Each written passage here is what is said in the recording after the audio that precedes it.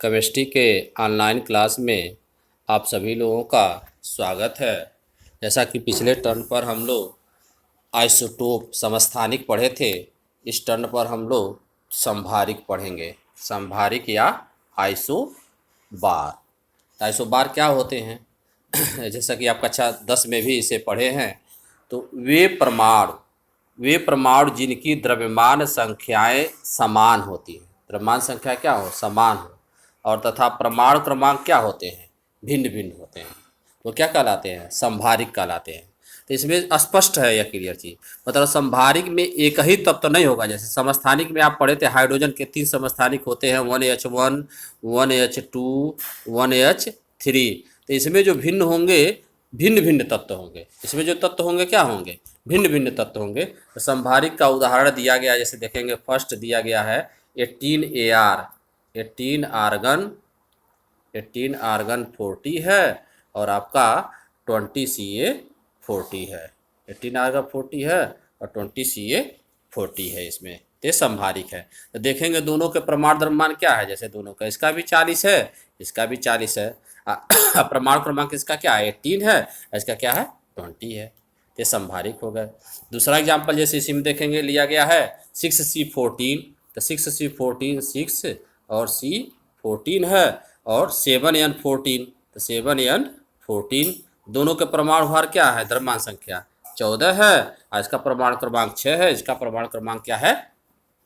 7 है। ऐसे ही तीसरा एग्जाम्पल लिया गया है, देखेंगे यहाँ पे तीसरा एग्जाम्पल लिया गया है 1S3 एंड 2He3। ठीक है। तो संभारिकों का आप समझ ही गए होंगे डिफिनीशन।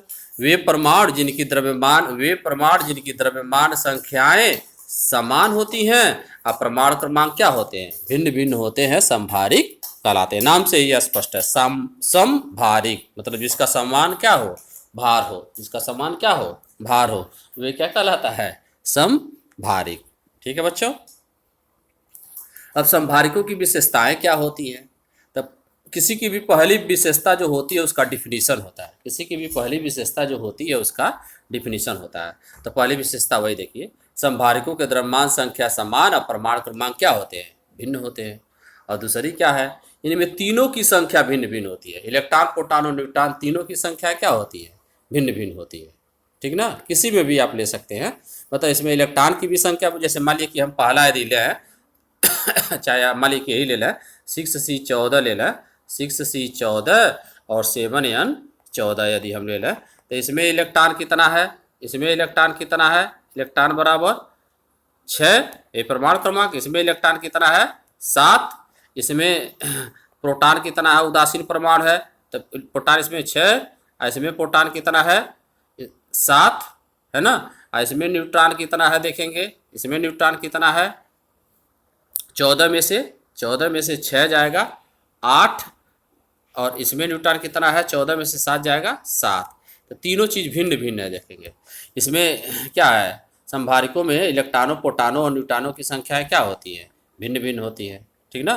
जैसे देखेंगे समान नहीं है, इसमें 6 है तो इसमें 7 है, इसमें 6 है तो इसमें 7 है, इसमें 8 है तो इसमें 7 है। इसी तरह से किसी में भी। ठीक है।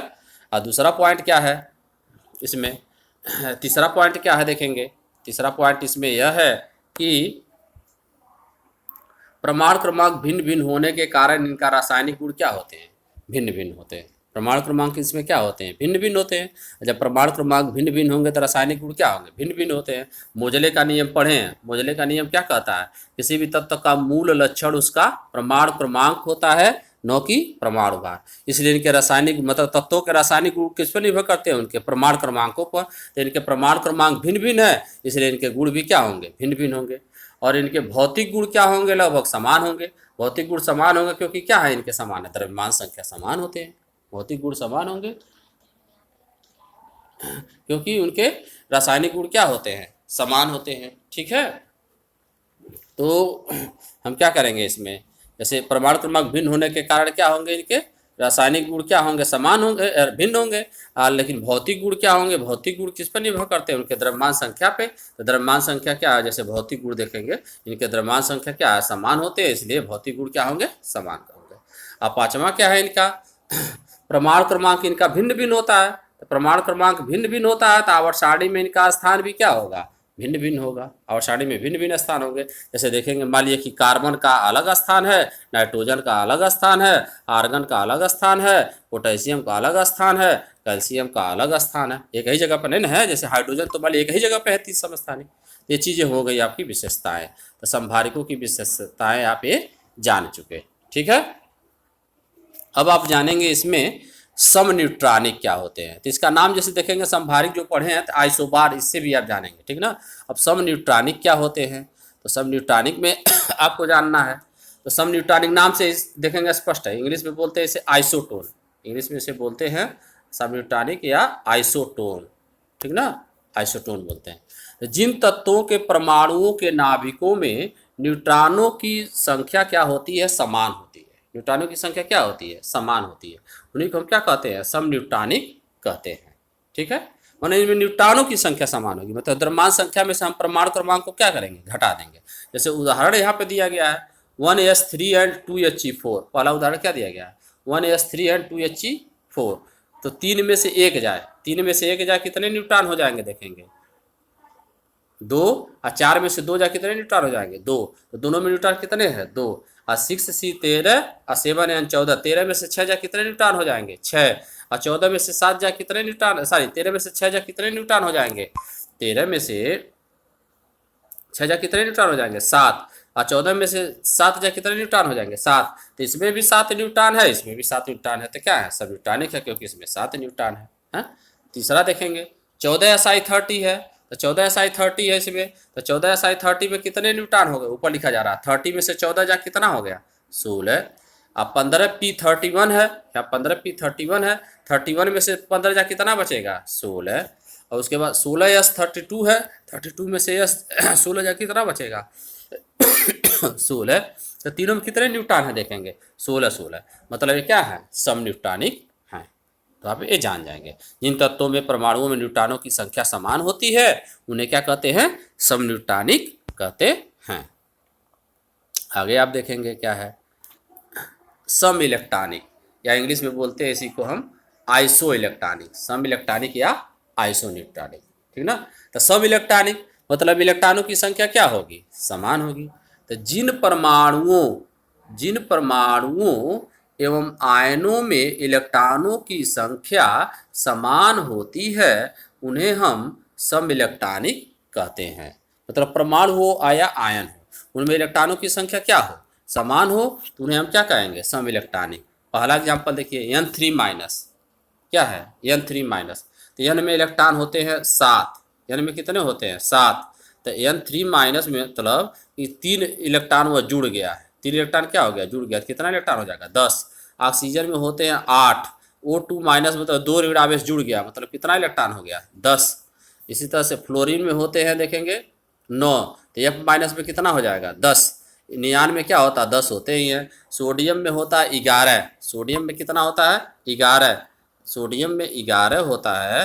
तो Na+ मतलब 1 इलेक्ट्रॉन निकल गया, तब कितना हो जाएगा, 10। मैग्नीशियम में 12 होता है, तो Mg पे 2+, यहाँ लिखा गया देखेंगे, Na+, Mg2+, Al3+, etc सब इलेक्ट्रॉनिक है। इन सभी में कितने इलेक्ट्रॉन है, 10 इलेक्ट्रॉन है। इन सभी में कितने इलेक्ट्रॉन है, 10 इलेक्ट्रॉन है। तो आप जब नोट्स बनाएंगे तो ये चीज़ें आप समझेंगे, ठीक है। जैसे ऋणायन कैसे बनते हैं आप ये जानते होंगे। ऋणायन क्या करता है, इलेक्ट्रॉन ग्रहण करता है। जैसे मान लिया कि N यदि है, तो N जब 3 इलेक्ट्रॉन ग्रहण करेगा तभी वह N3- में परिवर्तित होगा। तो इसमें 7 इलेक्ट्रॉन हैं, तो 3 इलेक्ट्रॉन ग्रहण करने के पश्चात इसमें कितने इलेक्ट्रॉन हो जाएंगे, 10। उसी तरह से धनायन यदि है, जैसे मान लिया कि यदि Na है और 1 इलेक्ट्रॉन यह त्याग रहा है, तो क्या बन जाएगा, Na+ और प्लस 1 इलेक्ट्रॉन यह बन जाएगा, ठीक ना। तो इसमें कितने इलेक्ट्रॉन है, सॉरी 11, इसमें कितने इलेक्ट्रॉन है, 11 इलेक्ट्रॉन है। तो इसमें कितने इलेक्ट्रॉन हो जाएंगे, 10, ठीक ना। Mg में ऐसे ही 12 है, तो Mg2+ में कितने हो जाएंगे, 10। यही चीज़ यहाँ पे लिखा गया है। दूसरा एग्जाम्पल लिखा गया देखेंगे, P3- S2-, तो P का 15 होता है, तो 15 में 3- 3 जुड़ जाएगा तो कितना हो जाएगा, P का 15 होता है, P3- 18, सल्फर का 16 होता है, तो S2- 18, और क्लोरीन का 17 होता है, तो Cl- 18, आर्गन का 18 होता है, यह पोटेशियम का 19 होता है। तो K+ है, तो K+ बनेगा, इसका K है तो K में 19 है, तो K+ में कितना हो जाएगा, 18। ऐसे ही Ca में मान लीजिए दिया है, Ca में 20 होता है, Ca में कितना होता है 20 होता है, तो Ca2+ में कितना हो जाएगा 18, 2 इलेक्ट्रॉन निकल गया। धनावेश में उतना इलेक्ट्रॉन घट जाता है और ऋणावेश में जितना ऋणावेश होता है उतना इलेक्ट्रॉन क्या हो जाता है बढ़ जाता है। ठीक है, तो इन सभी में कितने इलेक्ट्रॉन है 18 इलेक्ट्रॉन है। देखेंगे इन सभी में इलेक्ट्रॉनों की संख्या कितनी है 18 है, इसलिए क्या है यह सब इलेक्ट्रॉनिक है। ये अगला प्रश्न ऑब्जेक्टिव दिया गया उसी में सम इलेक्ट्रॉनिक युग्म है। इंग्लिश में यही रहता था, पूछा जाता iso electronic pair. Iso electronic pair क्या है, तो एन पहला क्या है एन है Mg+ है, तो एन में Mg2+ है, तो एन में 11 होता है और Mg2+ Mg का 12 होता है, 2+ है तो कितना हो जाएगा 10। और दूसरा है Na+ है Mg2+, तो एन में 11 होता है तो Na+ में 10 है, Mg2+ में भी कितना हो जाएगा 10 और 10, यानी कि यही ऑप्शन क्या होगा सही होगा। उत्तर क्या देखेंगे बी, Na+ और Mg2+ क्या है सम इलेक्ट्रॉनिक युग्म, मतलब पेयर, मतलब दो दो दिया ना एक एक विकल्प में, यहाँ Na Mg दिया Na+ Mg दिया Na+ एक इनमें से कोई नहीं दिया। अगला प्रश्न इसमें है iso electronic triad, isotonic. Isotonic means क्या है जिसमें न्यूट्रॉनों की संख्या क्या हो समान हो। आइसोटोनिक मतलब जिसमें न्यूट्रॉनों की संख्या क्या हो समान हो। तो न्यूट्रॉनों की संख्या किसमें समान है देखेंगे, इसमें पहले में देखेंगे 1H1 दिया है, 1H1, 1H2, 1H3, इसमें न्यूट्रॉन कितने होगा 1 में से 1 जाएगा 0, 2 में से 1 जाएगा 1, 3 में से 1 जाएगा 2। इसी तरह से दूसरे में देखेंगे 6C12, 6C13, 6C14, तो पहले में 12 में से 6 जाएगा 6, दूसरे में 13 में से 6 जाएगा 7, इसमें 14 में से 6 जाएगा 8, और तीसरे में देखेंगे 14Si30 है, तो 14Si30 में कितना हो जाएगा 16 15P31 है, 31 में से 15 जाएगा 16, फिर 16S32 है, S32 है, तो 32 में से 16 जाएगा 16, यानी कि यही है आंसर क्या है सही है, यही आंसर क्या है सही है। ठीक है ना, तो आंसर इसमें सी सही होगा। देखेंगे यहाँ पे एक चीज़ लिखा भी गया है, जानबूझ के मैं बीच में लिख दिया हूँ, like and subscribe my YouTube channel. तो आप इसको क्या करिए यूट्यूब चैनल मेरे को लाइक और सब्सक्राइब कर लीजिए, जिससे पुराना जो भी आपको लेक्चर दिया गया है सभी पाठ का आपको वीडियो जैसे हर समय उपलब्ध हो। जब यूट्यूब आप चैनल सब्सक्राइब कर लेंगे तो जब चाहेंगे आप क्या कर सकते हैं इस लेक्चर को लेक्चर 1, लेक्चर 2, लेक्चर 3 करके, जैसे इस चैप्टर में भी दिया जा रहा है परमाणु संरचना first, atomic structure first, atomic structure second, और ये एटॉमिक स्ट्रक्चर थर्ड लेक्चर है। तो आप लाइक कर लेंगे और सब्सक्राइब अवश्य कर लें चैनल को, तो आपके पास हमेशा ये वीडियो क्या होगा उपलब्ध रहेगा। जब भी आपको समझने का मन करेगा पढ़ते रहेंगे, आपको समझ में नहीं आएगी तो आप क्या कर सकते हैं पढ़ के समझ सकते हैं। ठीक है, ये दो प्रश्न ऑब्जेक्टिव हो गए, देखेंगे इंटरेस्टिंग है। अब इसमें न्यूमेरिकल क्वेश्चन भी आपको बताया जा रहा है। न्यूमेरिकल क्वेश्चन में देखेंगे आप क्या चीज़ है,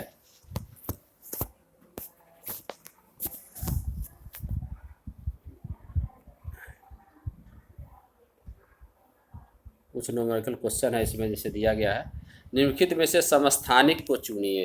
निम्नलिखित में से क्या करिए आप समस्थानिक को चुनिए, दिया है इसमें।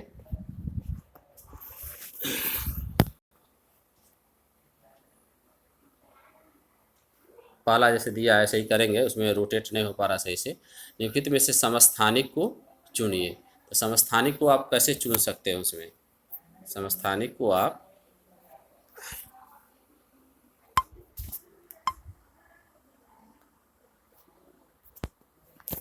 निम्नलिखित में से समस्थानिक को चुनिए, इसमें दिया देखेंगे समस्थानिक को।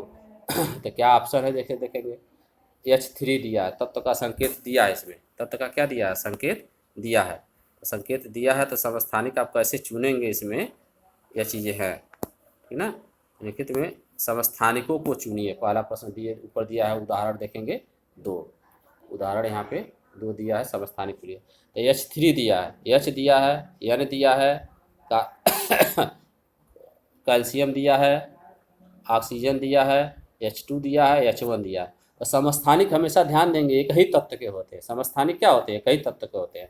तो समस्थानिक इसमें से क्या हो जाएगा H3, H2 और H1 एक दूसरे के क्या है समस्थानिक है। असंभारिक भिन्न भिन्न तत्वों के होते हैं। असंभारिक में क्या होंगे उनके परमाणु भार, यहाँ पे जो दिया जा रहा है H1, H2 जैसे जो भी चीज़ें है वो परमाणु भार ही द्रव्यमान संख्या दिया जा रहा है।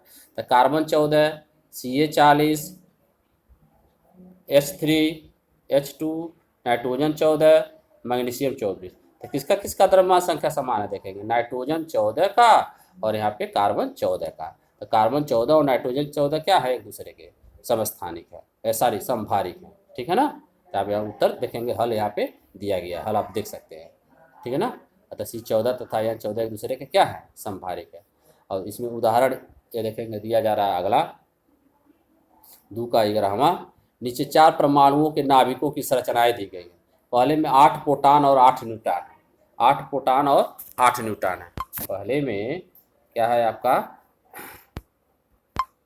इसमें 8 प्रोटॉन और 8 न्यूट्रॉन है। ठीक ना।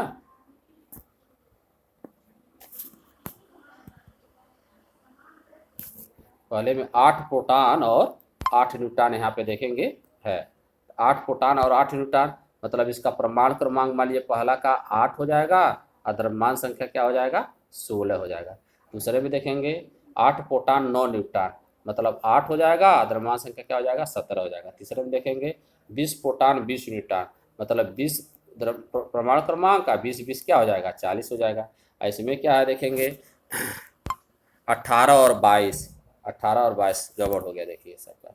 इसी तरह आप देखेंगे तो 18 और 22 तो पूछा इनमें समस्थानिक तथा संभारिक परमाणुओं का चयन कीजिए। तो समस्थानिक वे होंगे देखेंगे जिनमें क्या होंगे, प्रोटॉनों की संख्या समान होगी मतलब परमाणु क्रमांक। तो 8p इसमें भी है, तो क्या हो गए, समस्थानिक हो गए। संभारिक क्या हो गए, इसका भी देखेंगे दोनों जोड़ों की द्रव्यमान संख्या 40 आएगा। इस वाले विकल्प का भी है, दिखाई नहीं दे रहा, आप देखेंगे 40 आएगा। तो देखेंगे यहाँ पे दिया है। फर्स्ट और सेकेंड देखेंगे संबंधित परमाणु का परमाणु क्रमांक क्या 8 है, समान है, और दूसरे के क्या हैं, तो ये क्या हो जाएंगे, समस्थानिक होंगे। और थर्ड फोर्थ क्या हो जाएंगे, संभारिक हो जाएंगे। ठीक है, ये अचीव हो गया आपका। ठीक है। अगला है देखेंगे समस्थानिक परमाणु ए और बी की द्रव्यमान संख्याएं दिया है। समस्थानिक परमाणु ए और बी की जैसे द्रव्यमान संख्याएं यहाँ पे दिया है, समस्थानिक हैं और उसमें ए और बी दिया है। जैसे यह उदाहरण किया जा रहा है आपका, यह उदाहरण तो ए और बी की द्रव्यमान संख्याएं 35 और 37 हैं। एक नाभिक में 18 न्यूटन है, तो एक नाभिक में 18 न्यूटन है, 18 न्यूटन है मतलब प्रोटॉन कितने हो जाएंगे, 35 में से घटा देंगे तो द्रव्यमान संख्या 35 दिया है तो 18 न्यूटन है, तो परमाणु क्रमांक कितना हो जाएगा, 17। अब बी के नाभिक में न्यूटनों की संख्या ज्ञात कीजिए। और दोनों चूंकि समस्थानिक है, दोनों क्या है, समस्थानिक है। अब बी वाले का क्या दिया है, 37 दिया है, तो बी वाले में इसका भी परमाणु क्रमांक कितना हो जाएगा, समस्थानिक है तो 17। इसमें न्यूटनों की संख्या निकाल लेंगे, 30 में से 37 में से 17 माइनस करेंगे तो कितने न्यूटन आ जाएंगे, 20। यहाँ देखेंगे यही सॉल्व किया है। एक नाभिक में न्यूटनों की संख्या, एक नाभिक में प्रोटॉनों की संख्या आ गया 17। आ चूंकि ये भी समस्थानिक है अतः दोनों के परमाणु क्रमांक तथा दोनों के नाभिक में न्यूटनों की संख्या क्या होगी, प्रोटॉनों की संख्या समान होगी, तो निकाल लेगा। ठीक है, प्रश्न आप नोट कर लेंगे उसके बाद आप निकाल सकते हैं। देख रहे हैं ना यहाँ पे, तो आपका यह हो गया। इसके बाद आप आगे जानेंगे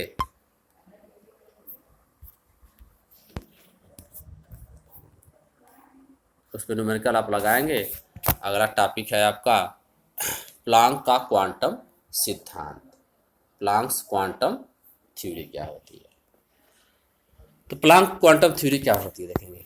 किसी भी पदार्थ है, किसी भी वस्तु से, जैसे आप मान लीजिए ऊर्जा का उत्सर्जन होता है, किसी चीज़ को हम गर्म करते हैं, लोहे को गर्म करते हैं तो ऊर्जा का उत्सर्जन होता है ना। यह प्लांक यह कह रहा है किसी वस्तु द्वारा विकिरण ऊर्जा का उत्सर्जन या अवशोषण, किसी वस्तु द्वारा विकिरण ऊर्जा का उत्सर्जन मतलब या तो वो वस्तु क्या करे, ऊर्जा को उत्सर्जित करे, या तो ऊर्जा को क्या करे, अवशोषित करे। तो क्या होता है, वह कह रहा कि सतत मतलब लगातार न होकर असतत होता है, लगातार न होकर असतत होता है।